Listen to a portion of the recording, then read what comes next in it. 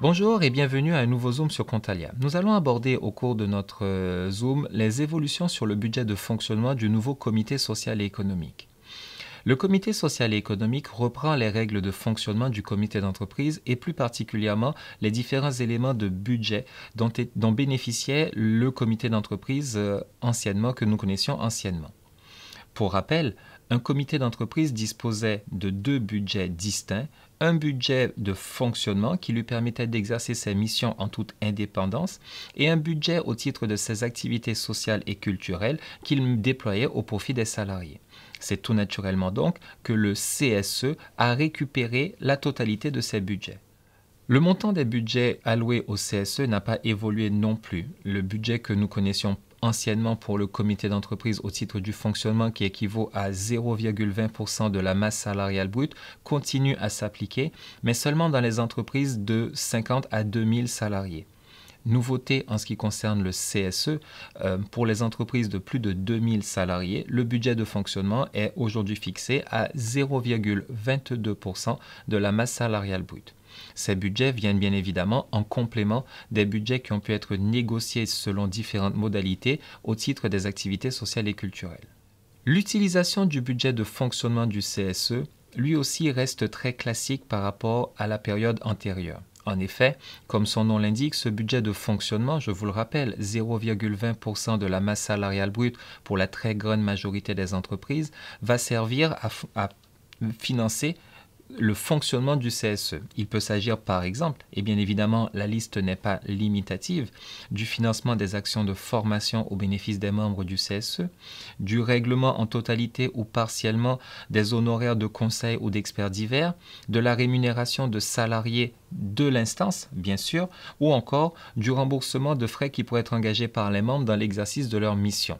Encore une fois, cette liste n'est pas exhaustive et tous les éléments qui sont liés au fonctionnement du CSE pourraient être pris en charge par leur budget indépendamment des décisions de l'employeur.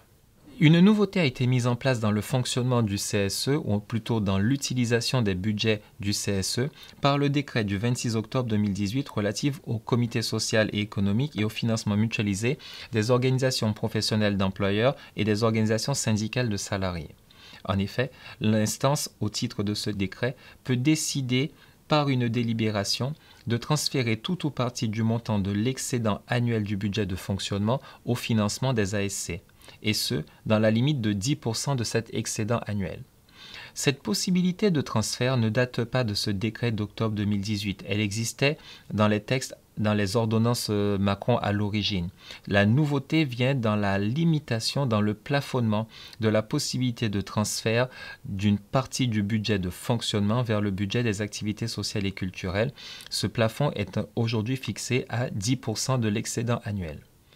Nous pouvons cependant nous poser la question de que faut-il entendre par excédent annuel ? À notre sens, l'excédent annuel correspond au résultat net positif de l'année N-1 et non pas seulement les éléments de subvention qui ont été versés au cours de l'année. Le montant du reliquat transféré et ses modalités d'utilisation devront être inscrits dans les comptes annuels du CSE ou à minima dans un livre de recettes chronologique. L'origine, les montants ainsi que la nature des dépenses devront être bien évidemment clairement identifiés dans les comptes. Et enfin, les membres devront également, dans un rapport présentant les informations qualitatives sur les activités, retracer l'utilisation qui aura été faite de cette somme. En conclusion, les CSE peuvent prendre la décision de transférer aujourd'hui tout ou partie de leur excédent annuel du budget de fonctionnement vers le budget des activités sociales et culturelles. La possibilité de transférer une partie du budget des activités sociales et culturelles vers le budget de fonctionnement existe également, mais avait été posée avant ce décret d'octobre 2018. Il s'agit d'une possibilité qui peut intéresser un certain nombre de petites structures, les budgets au titre des activités sociales et culturelles ne permettant pas toujours aux membres du CSE d'agir en fonction des ambitions et des souhaits des salariés de leurs entreprises. Je vous remercie pour votre attention et je vous dis à très bientôt pour un nouveau Zoom sur Contalia.